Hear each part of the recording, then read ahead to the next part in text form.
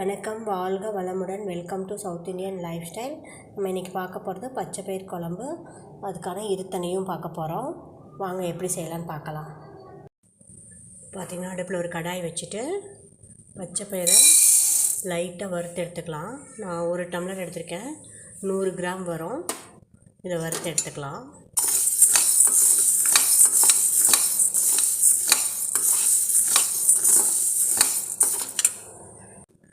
இப்போ இதை நல்லா வறுத்தாச்சு, வாசம் வர ஆரம்பிச்சிருச்சு. அடுப்பு ஆஃப் பண்ணிவிட்டு ஒரு 2 நிமிஷம் ஆற விட்டுக்கலாம்.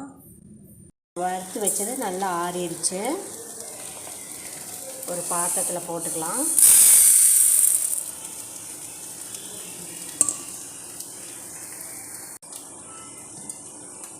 இப்போ தண்ணி ஊற்றி நல்லா கழுவி அலசி கீழே ஊற்றிட்டு நம்ம அரைச்சி வேக வச்சுக்கலாம். இப்போ பார்த்திங்கன்னா பருப்பு அரைச்சி நம்ம இதில் போட்டோம். அது மூழ்கிற அளவுக்கு நம்ம தண்ணி ஊற்றி அதோட கொஞ்சம் எச்சாவே தண்ணி ஊற்றி வேக வைக்கலாம்.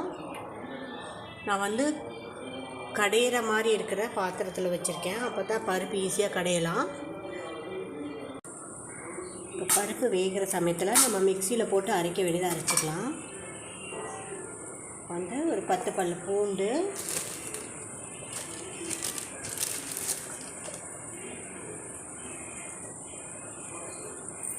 ஒரு ஸ்பூன் ஜீரகம்,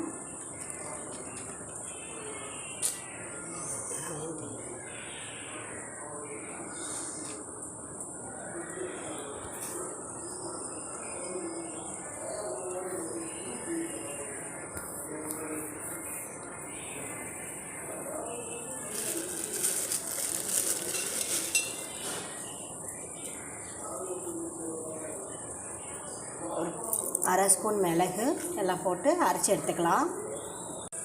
பருப்பு வெந்துட்டு இருக்கும்போதே இதுக்கு மஞ்சத்தூள் அரை ஸ்பூனு, தேவையான அளவு உப்பு போட்டுக்கலாம்.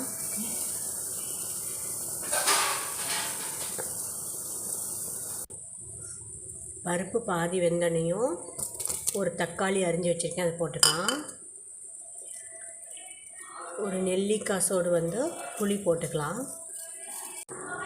இப்போ சீரக, மிளகு, பூண்டு அரைச்சதை போட்டுக்கலாம். இப்போ இதுக்கு தாளிப்பு பண்ணிடலாம். பக்கத்து அடுப்பில் ஒரு கடாய் வச்சுட்டு அதில் ஒரு 2 ஸ்பூன் எண்ணெய் ஊற்றிக்கலாம். எண்ணெய் காஞ்சனையும் கடுகு போட்டுக்கலாம். கடுகு பொரிஞ்சனையும் வெங்காயம் போட்டுக்கலாம். சின்ன வெங்காயம் 1 கப்பு கட் பண்ணி வச்சுருந்தேன், போட்டுக்கலாம். கொஞ்சம் கருவேப்பிலை, அடுத்து 4 வரமிளகாய்,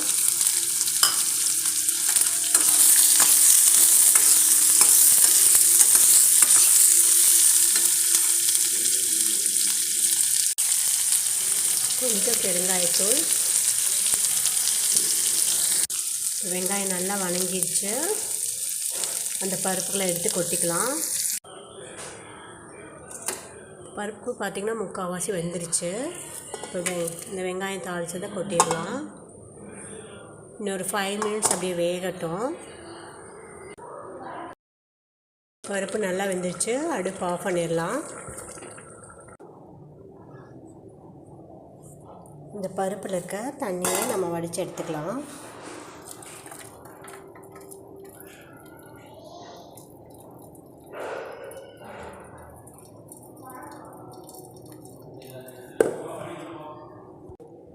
இப்போ நம்ம இந்த பருப்பை கடைஞ்சிக்கலாம்.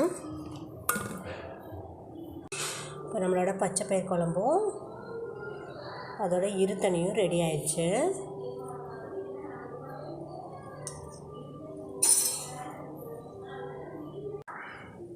பார்த்திங்கன்னா பச்சை பயிர் குழம்பு, இந்த இருத்தனை பார்த்திங்கன்னா குழந்தைகளுக்கு இது ரசத்துக்கு பதிலாக நம்ம பிசைஞ்சு கொடுக்கலாம்.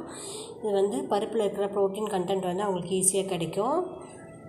எல்லா பருப்புலேயுமே இதே மாதிரி நம்ம எடுத்துக்கலாம், சின்ன குழந்தைகளுக்கு பிசைஞ்சு கொடுக்குறதுக்கு.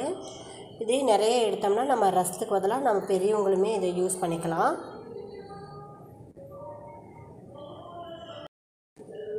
பாருங்கள், பச்சை பயிர் குழம்பும் அதுக்கான இருத்தனையும் தான் நம்ம இன்றைக்கி பார்க்க போகிறோம்.